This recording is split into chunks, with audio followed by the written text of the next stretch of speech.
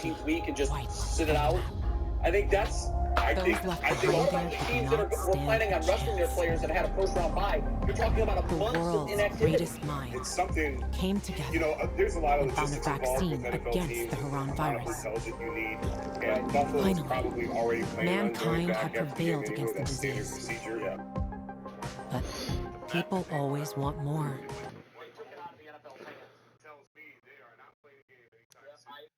I think that I don't know if there was discussion with the league and the Bills, but I'm sure they had a flight that was chartered. They left short. They stayed at the stadium. And then as planned, so they're trying to flight back from Buffalo. I think when I read that, out of here. I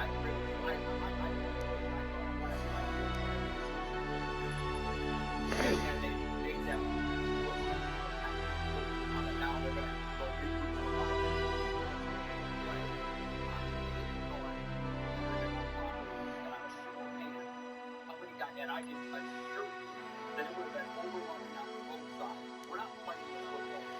And that's why I'm glad that only the team they got this whole thing. However they got there the right way. Not the play.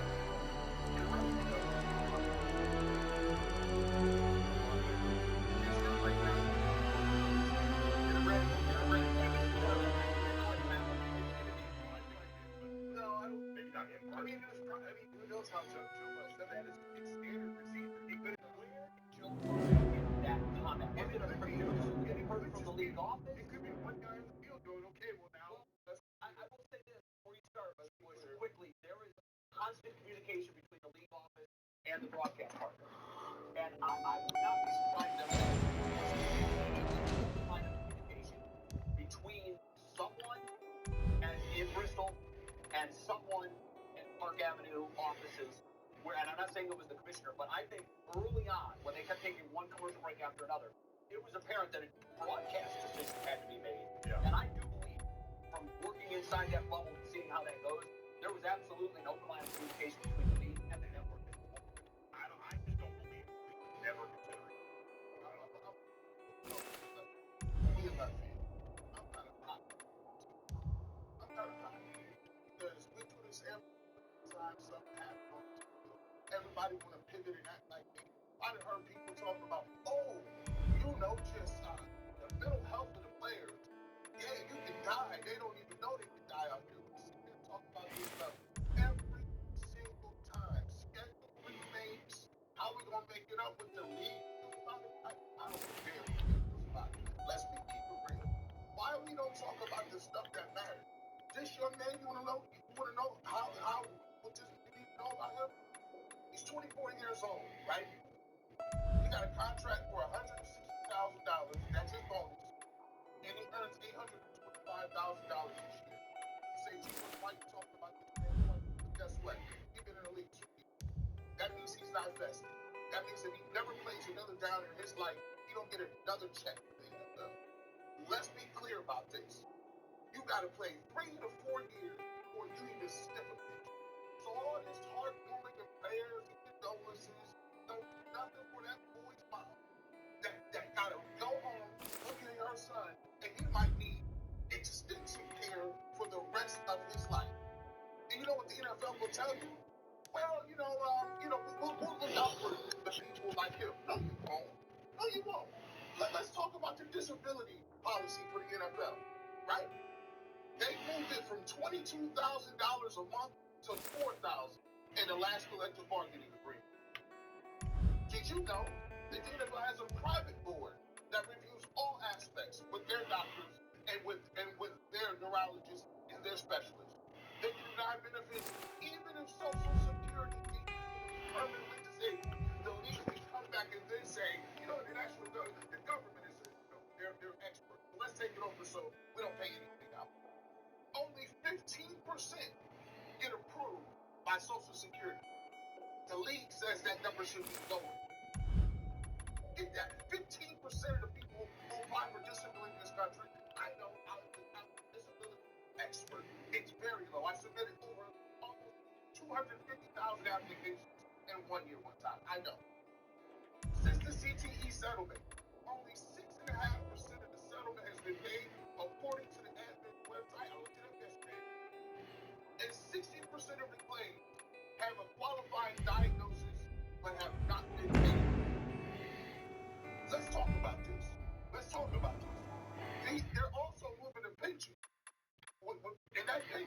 make it to 55. It's 24. And they moved that between 3,000, they moved it down to 3,000 when it was 5,600 a month. And the last stat that you should know about is the Bills owner Terry Pagula owns the Sabres as well as the Buffalo Bills, and his net worth is $6.7 million. My question to you is, NFL, when do salaries become guaranteed? If you know these young men are going out there and they can die on that football field, I don't give a damn what you thoughts and prayers are. Do the right thing. I just heard you say it 7 times. This is a savage sport. Men are dying every week. And you covered that up during CTE, and now you want to act like you the type of bullshit that you got to see on the top. That's the least you should do. You're not gonna pay that man's. You're not gonna pay that man's tuition for his kids. You're not gonna give him no disability money. You don't do nothing. All you do is collect your big checks, and we gonna play fantasy football. And I hear these things, thoughts and prayers for a whole damn 2 hours. I don't care about the kids. These young black kids is putting on the line. And you telling them what they put on the line ain't worth it. Because you know why? Because you don't want to pay for somebody that's broken and battered and can't take care of themselves because it costs you money. So it is all about money. And I heard nobody talking about no contracts. And they sitting up here cashing these checks. We worship these owners. They do anything they want to. Anything. And as long as the product is good, we salute it. I'm pissed off today because ain't nobody talking about the real stuff. There's people out there, players are saying they just want to wait for us to die. I like the NFL just like the rest of y'all, but I'll be damned if I'm going to sit up there and pat Roger Goodell on the back for running this organization the way he does. They run it like a criminal organization. Sick of it. I'm tired of that, man. I just had to get that off my chest. Because all this stuff, you ain't talked about what this boy gonna go through. This kid could be damaged the rest of his life. And we talking about making up games. Care about making up no damn football game.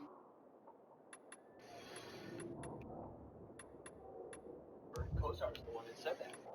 You mentioned the player that said they're waiting for us to die.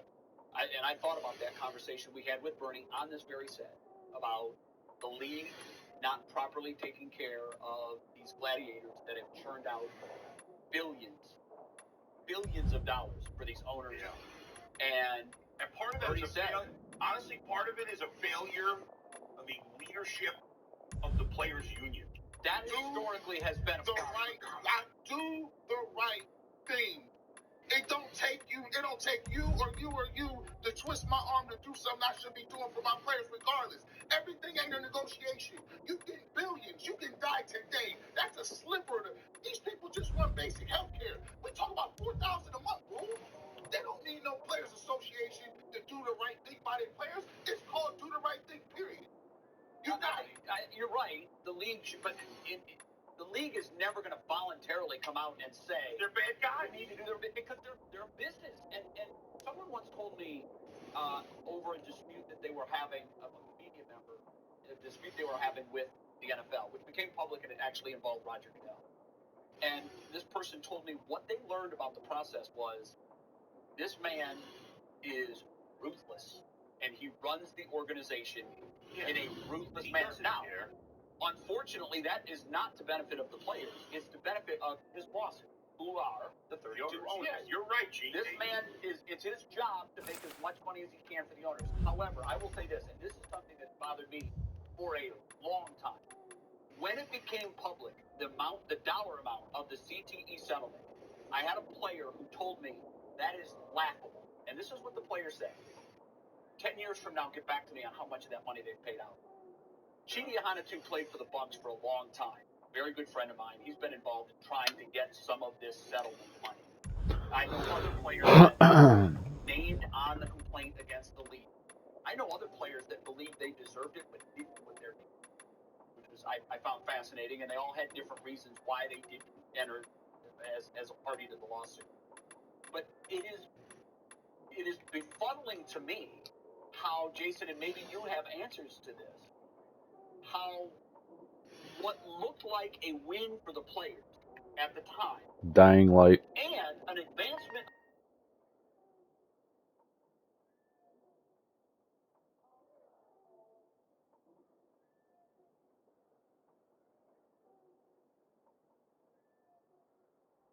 Lose all their money. There was a stat a number of years ago, Jason, I'm sure you're familiar with this. 75% of the players within 5 years of leaving the field are one of the following: either broke, incarcerated, divorced, or addicted. So I know that I think we as fans, to your point, need to do a better job of holding the league accountable for doing what they accountable. But I know that, and that's what I hate that, because you're right. But it is beyond my recollection, or I can't get my arms around the notion that there was this blasted headline everywhere about this negotiated settlement between the league and the players. Yet they're still sitting on the vast majority of that money, and the interest on the money they're sitting on has exceeded the amount that they paid out. What did you say? They're actually using this as a slush fund. What did you say? 6.5% is paid out. 6.5%. Over 60% of the applications placed in have a diagnosis that says they should be paid. And they've already. Well, the point that you made that I want to come back to is it's all in the fine print. The devil is in the detail. One of the things that the league wanted to take better control of was how we get to this diagnosis. And the league is using its own doctors. Bernie Kosar is pulling on it. So why are the courts not stepping in?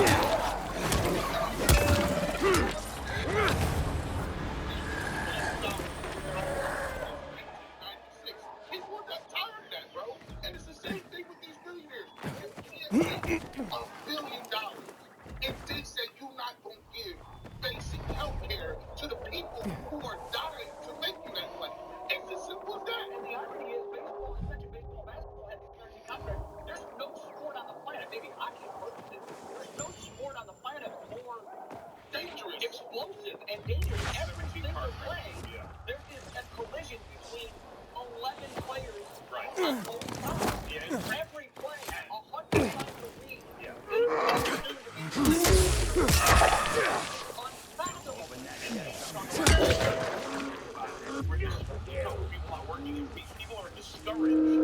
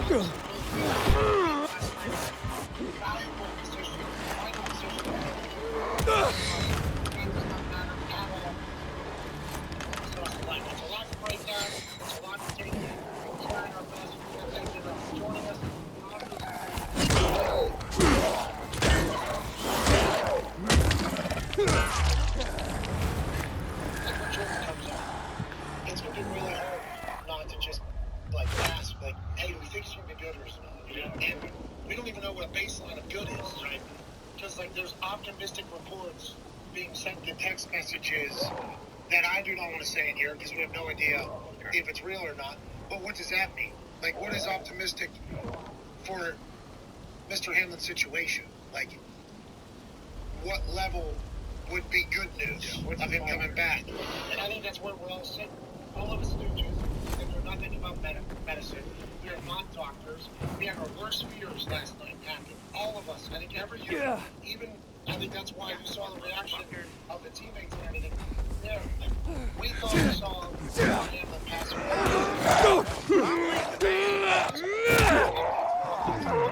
This morning, a little bit positive.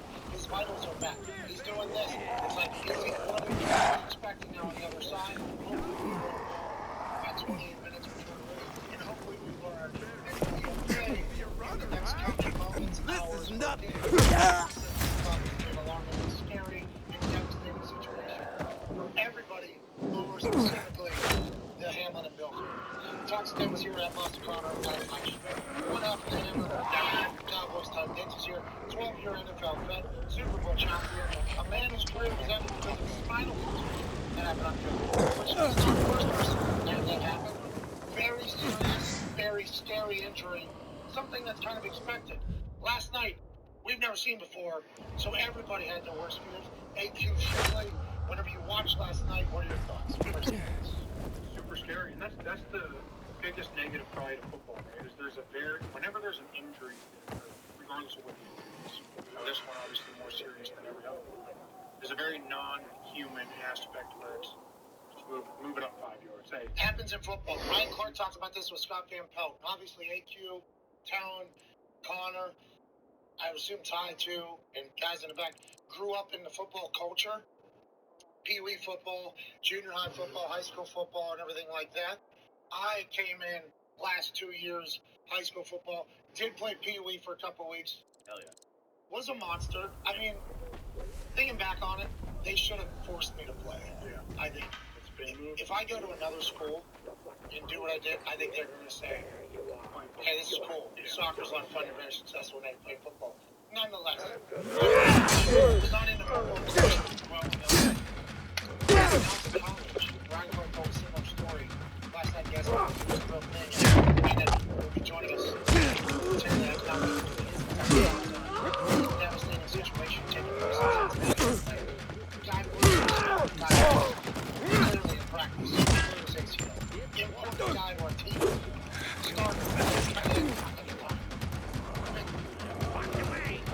He's done for less than 20 seconds. Everybody looking over. Is he alright? No, not alright. It's gonna be okay, we'll pick up the fucking tones. I guess we'll go 15 yards down the field. This is the new end. Because we can't do red zone.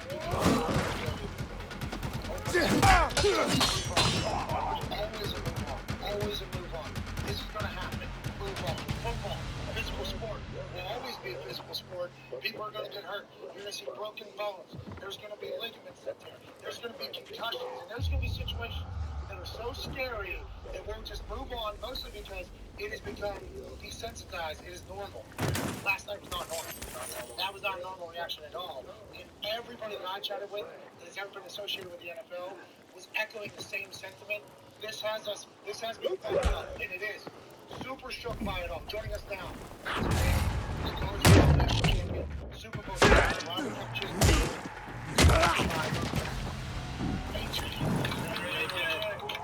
AJ, me like you just chatted about it a little bit there. We did it in the first hour as well. We appreciate it. This is not an easy thing to talk about for anybody, let alone former players who have seen a lot of their friends make the same exact hit, or maybe even made the same exact hit hundreds and hundreds of times. Life gets put into perspective very quickly.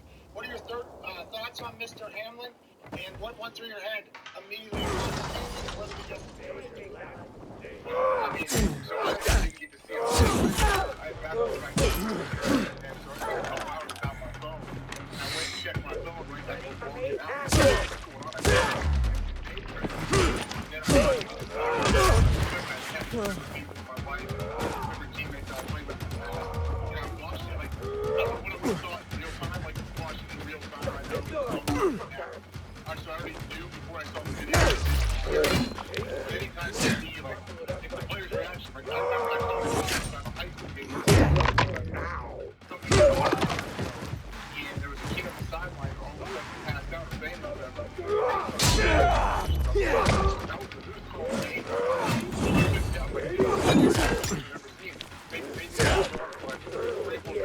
got him on a gurney, got his hand inside, and kicked him.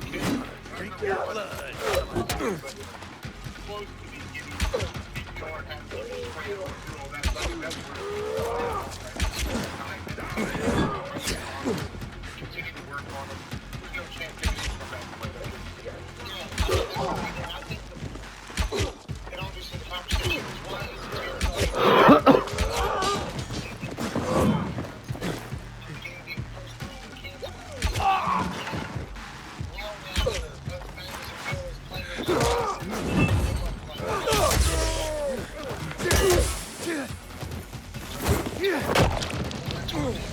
on the sideline or on the field with the ref, who I thought great job handling the whole thing. The ref, I think, was a massive part of it.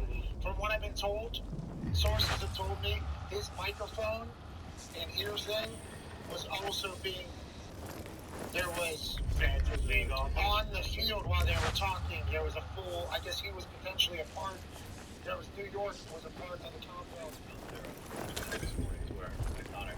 I heard it a couple times. If it hasn't been reported, I'm not going to be the one to say it definitely happened. But what we have heard from numerous people is that, like, New York was involved in a combo on the field whenever they decided to go into the locker rooms.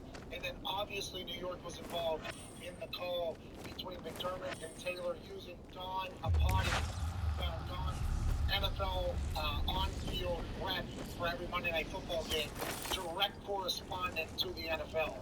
So I think the NFL should have told the world when they decided that a game was not taking place. And it would have probably been 30 minutes earlier than the world finding out about it. Actually, they ended up doing it. But there's so much going on. I don't know how. I was watching Scott Van Pelt, Ryan Kelly talk about it.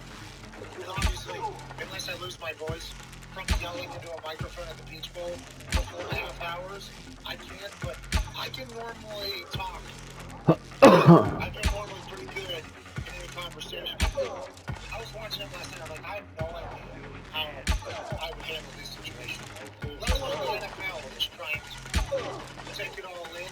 So I just think that was a PR problem from the NFL as opposed to actual problem. But these next couple steps, Wednesday going into a Week 18 having a game, they got to avoid. This has to be. And then what happens next week? We're assuming we're going to get some news about Hamlin, right? We're hoping. We're open, but there's no guarantee, that's for sure. They don't have to tell us anything. This is much different than just Finley. This isn't the case, it's a neck injury or some crazy something else like that. They don't have to tell us anything. However, I'm hopeful that we will learn sooner than later. And obviously, we have Jordan Rooney, who is the marketing agent for Damar Hamlin from Pittsburgh. Jordan was in 20 minutes. I think he was on the Today Show or Good Morning America this morning. I do not know which one. He put a tweet out yesterday speaking at friends and everything like that. So maybe we'll get an update. But let's optimistically hope we get an update. Okay, let's do it. That is not on any.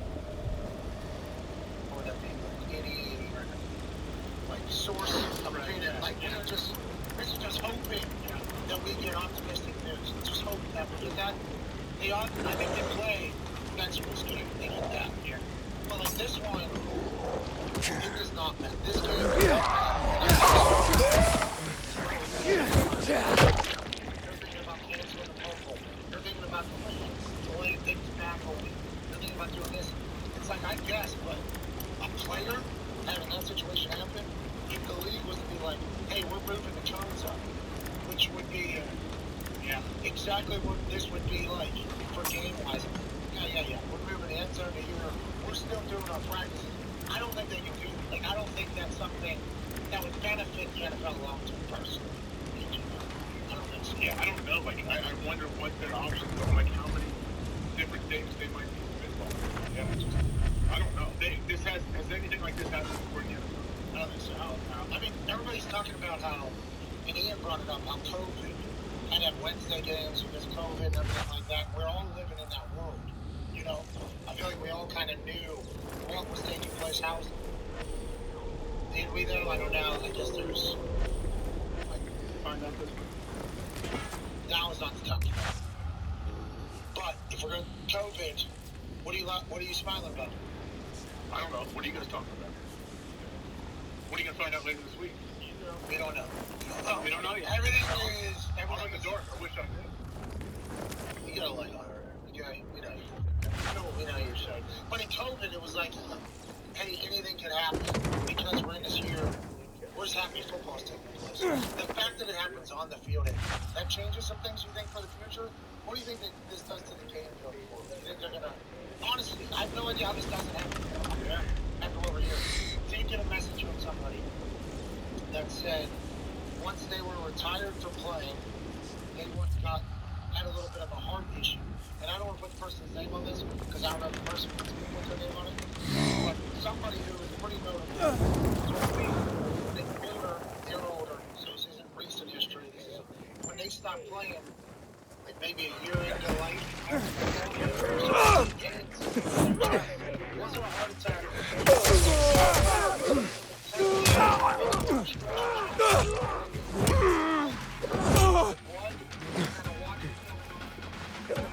Finds out the cardio, which means some part of its large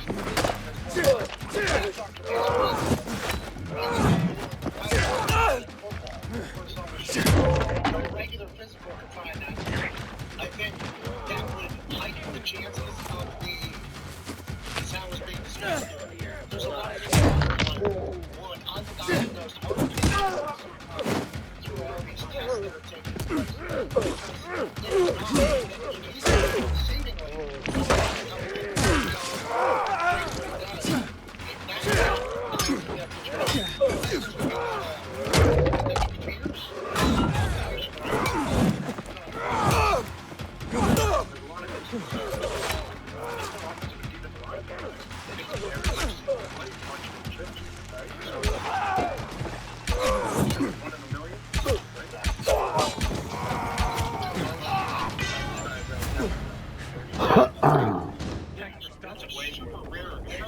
This is for you. 1 in a million sounds crazy. Yeah.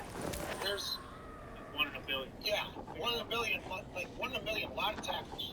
A lot of hits.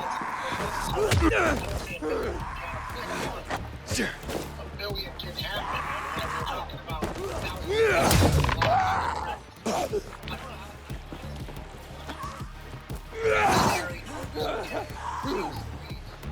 It's like, how does this a lot more often? Like, that's the oh my God. If it's got baseball, right? Hockey, wider, lacrosse, because like, you're not having small cardio. It is what people eventually say. It's got to be like your heart, the rhythm has to be a certain like it's so rare. Well, we're speculating that that's what it is. Yeah, we don't know. You know? And that's another thing that like rap sports.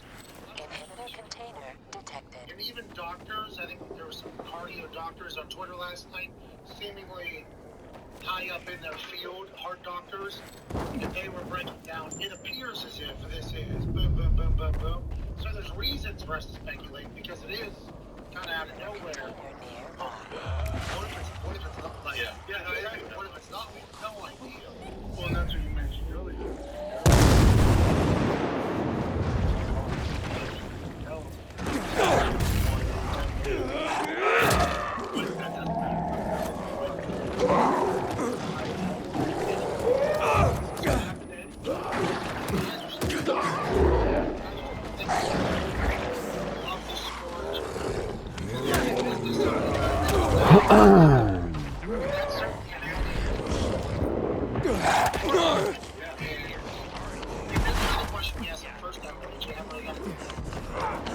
Allegedly, we learned more in 15 minutes of Jordan.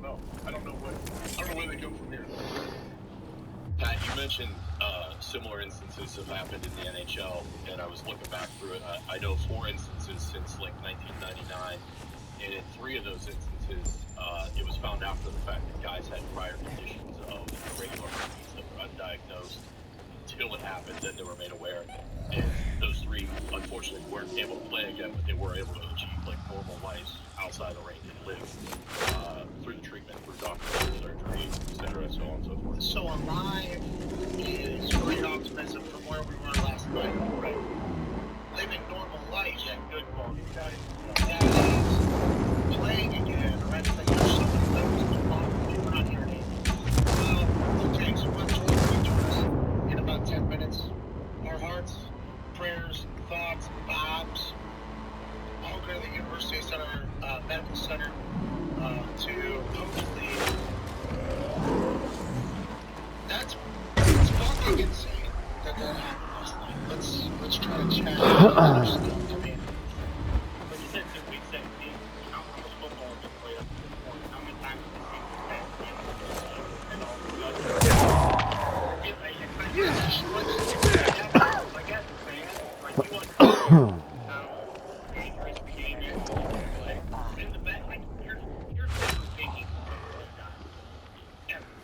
you know, you understand it's dangerous, but then something like that happens. It's just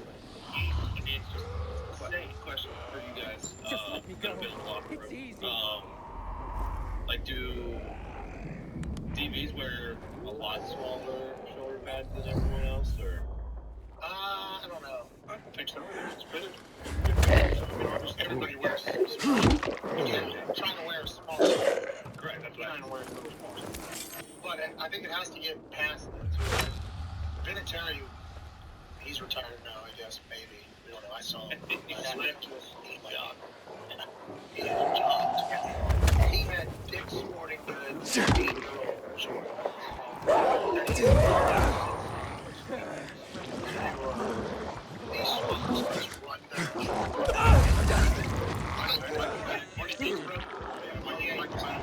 little one. He was almost wearing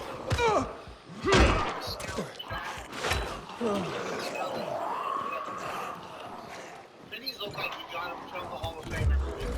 Went out, grabbed him out of the black and white television.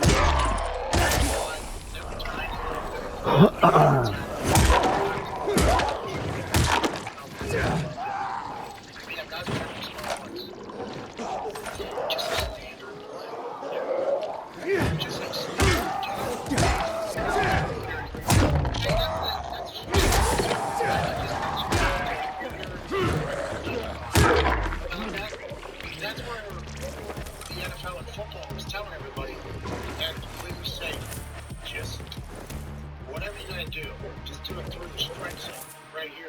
Like, does this change anything now? You know, one of the most devastating plays in the history of the NFL. Is this going to change? No. There's so much to speculate on. There's so much. This is not something. What's Raj doing? Has Raj said anything yet? Troy Vincent came out and spoke. He had a Zoom call last night that Ian Rappaport was on. Troy Vincent, vice president. Troy Vincent is a man who has pull and say in the NFL. Former player. He's always.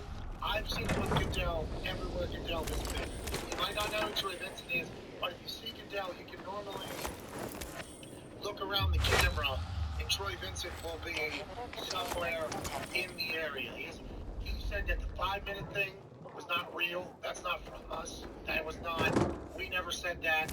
So whoever said that people ran with that, obviously, because that's the NFL picking up the drill and moving it forward whenever there's a guy going through cardiac arrest.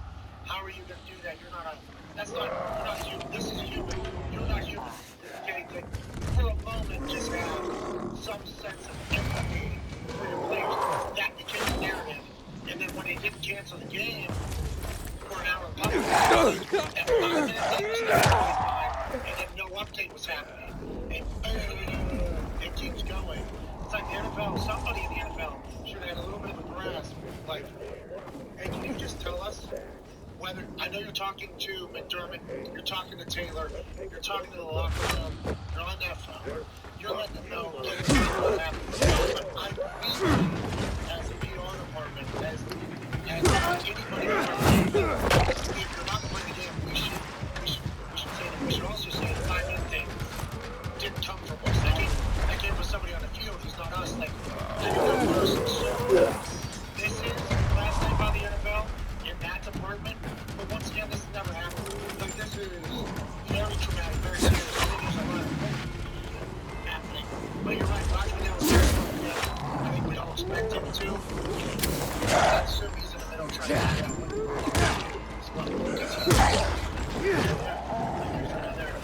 Maybe.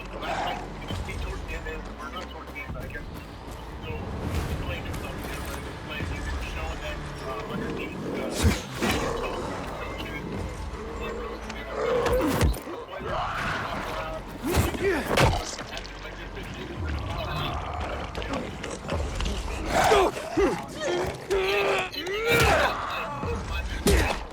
everybody was very pissed about the NFL not announcing it. Like, I think the teams were very much the understanding that this game's not happening. Like, I think the teams were. I don't think they would have gone. I don't think they would have gone up. I don't know what. Like, the players, they fucking stuff that. They are fuck up though by the NFL list, but I think communications fuck up. But also they're probably from standpoint. Matter of fact, fucking saying, you know, there's well, and I read last night, I don't know, like someone said that they didn't publicly cancel it because they didn't want there to be gridlock. They wanted to make the ambulance get to the hospital and avoid, you know, them canceling the game with all the fans getting out there and just like creating like a big gridlock. There's a big issue with the ambulance. The Buffalo Bills have Damar Hamlin spent last night in the intensive care unit and remains there today in critical condition at the University of Cincinnati Medical Center. Lost 4 goals at 123. He's currently 125 Eastern. So I guess that would be the biggest update. That would be a fun ranking for the Bills team. Do they know more behind the scenes, you think, AJ?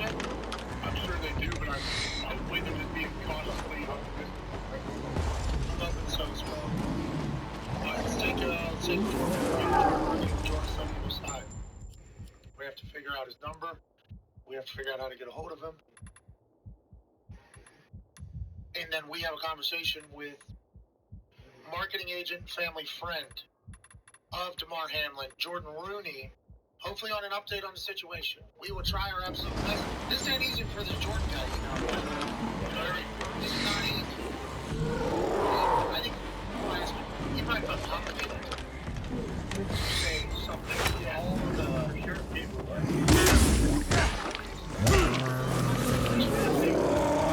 This is what I do.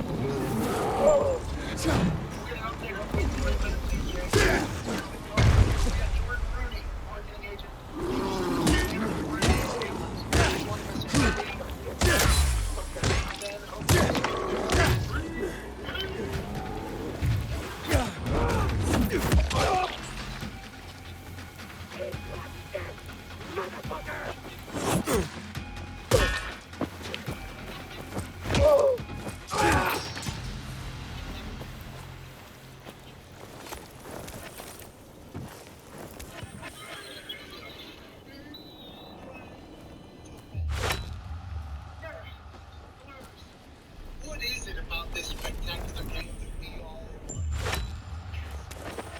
The hitting, the kicking, the scooping, the drama, the athleticism. Let's go. Right here, take 5. See, it's a combination of all those things that when it really boils down to this. The competition level is fucking awesome. For the win, 2 seconds left. A finger can literally be the difference between a W and a no. What a turn of events! It's what makes football wildly fun to watch and in turn, wildly fun to bet on, but I digress. The reason I'm doing this segment every week is to hopefully grow the respect for the game. And give love to the players who make all this shit happen. Not just their skill and their amazing playmaking ability. What I really like is the finish, man. Not a lot of guys will be able to make that 6 points. This will be all about respecting these guys' big fucking brains. Strong like bull. Smart like tractor. Very smart in this game, man. Coaches usually get all the credit in this beautiful. Get it away from me! Base, but I want to shine a light on the players' brains. So do this thing, baby. Let's go. Stuff like Mahomes and Kelsey cooking up a last-second drive in one of the best playoff games of all time. If play it like that, that thing was open. Let's go down to me. Kelsey open inside the 40. Brings the tackle down. And stuff like this, all from week 1. How about Scary Terry McLaurin recognizing the corners playing lazy cover 2 Tuesday all game, telling everyone and their mother about it. I let it run by that dude. This cover 2, go ahead and play this so lazy. Just play lazy over there all day. All Illinois is coming to see the Carnage Hall Carnage. Terry behind him, cover 2 corner.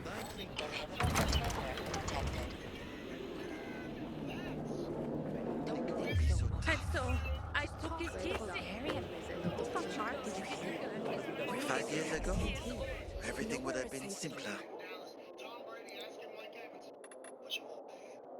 And Evans calling his shot. Give it a fade. Tom there, what you want, man? He knows the man across from him and knows how to beat him. I'm trying to get going. He comes in and I slow play it. Back at him. I snapped things to the floor right there in the line. Watch me deal. I snapped it. That's some beautiful, big, brain football.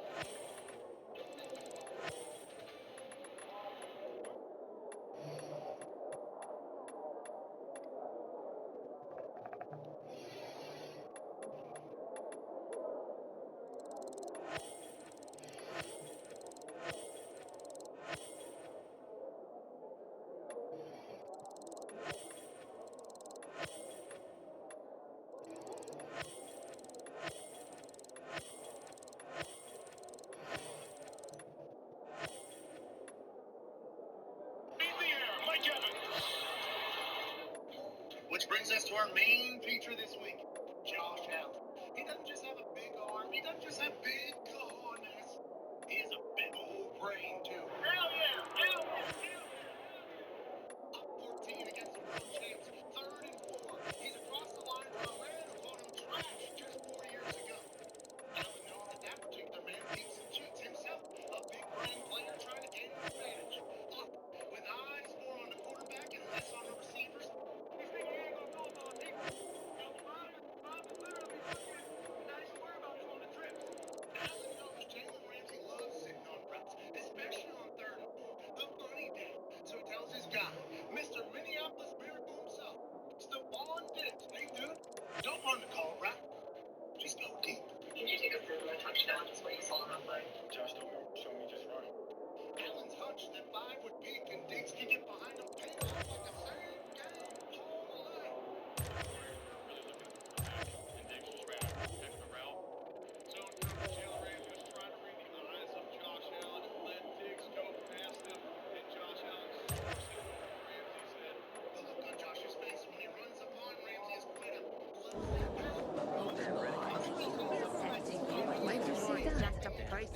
my guy to adjust and we beat your ass. That's not trash, Jalen. That's not a garbage pick. No, that's big brain football. Look at my big foot.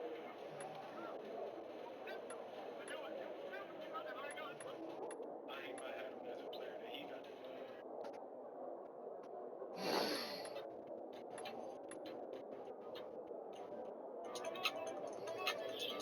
welcome back to the Pat McAfee Show here on this January 3rd, 2023. Crazy. It is crazy. To my left, your right, is a man who's a college football national champion, Super Bowl champion, Ryder Cup champion, and father of 10. AJ Hawk, the Toxic Tables here at Boston Connor at Ty Schmidt.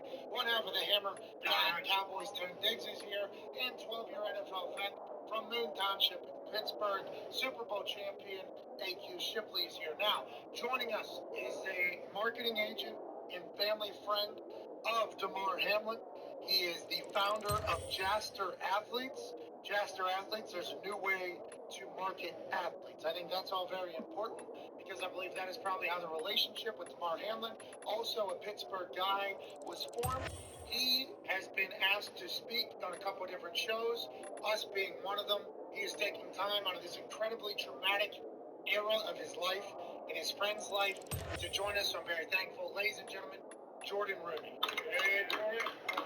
Jordo. What's up, guys? Hey, Jordon. We calling you Jordan, Jordan, or is it Jordan?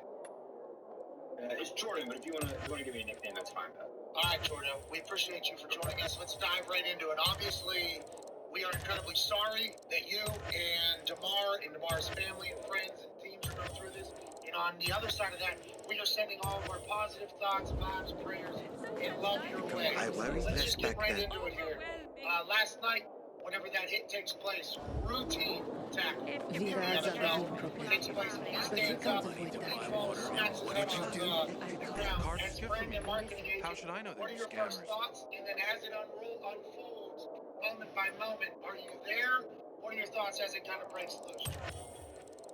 Yeah, so I wasn't there. I was actually at the Cotton Bowl. I was getting ready to fly back to Pittsburgh, and as soon as I saw it happen on Twitter, I got off the plane and got the next flight to Cincy, actually. So, watching it, because you just see it, you're like, this just seems routine. What happened? And I think that wasn't him falling, that was alarming. It was everyone's reaction. Seeing how everyone was reacting, that was the part I think was the scariest, because it's like, what are they seeing that we can't see? Yeah, and I think that's why we're all shook by it. At 10:31 p.m., you put out a tweet that said, update on DeMar. His vitals are back to normal, and they have put him to sleep. To put a breathing tube down his throat. They are currently running tests. We will provide updates as we have them. And then that is where we learned about you. Next tweet, sources me, his friend and marketing rep. Seems like updates have not really come out. And for us, that's very scary. So whenever you put that out, we're all like thankful that it seemed like this is trending in the right direction. Do we have any more information since then? Or are we just scared kind of to speculate on what it could be, Jordan? Yeah, I think it's tough in that situation, because the last scene everyone could see of him is him getting the CPR. And so there was a lot of false speculation of what had happened to him. So for me, I wasn't trying to say, hey, we're in the clear, everything's fine. It was more of, listen, stop with the speculation. They've gotten him to a point where his vitals are at least stable, but that doesn't mean we're out of the woods yet. And so it was a matter of like, a lot of people had extreme opinions going on, so I wanted to stop the extreme opinion. But then from there really hasn't been any major updates. Like, even right now, I don't have a concrete update for you. They're still doing a lot of tests. They're still, hour by hour, day by day, just seeing how he recovers. So that's why we have an official post. We don't have anything concrete. Are you in Cincinnati right now? Yeah. Okay, so you're a good friend, by the way. Great friend, good marketing rep. I'm sure DeMar will be very thankful to see all of the love that's been shown to him, especially by friends and family. Hopefully, right? That's what we're hoping. There seems to be a sense of optimism coming out of that hospital from the reports that we have heard. Is that real? And what is the expectation of the optimism? We're alive, right? That's what everybody's main focus is. And is that what the sense of optimism is from in your position? And if you can't answer that, we understand as well. Yeah, no, I think a lot of it I don't know, Pat, like, look, if you're in that situation, the people who know you, they're going to be optimistic. Why? Because they know you. And that's what it is with DeMar right now. We know DeMar. and his family. I mean, they are such symbols of strength. I mean, they truly are at the hospital, like, caring about the staff and trying, like, everyone who's coming by, making sure they eat. Like, that's him, that's his family. So, whereas we don't have certainty yet, I think we have no choice but to be positive, especially because we know DeMar, we know what he's capable of.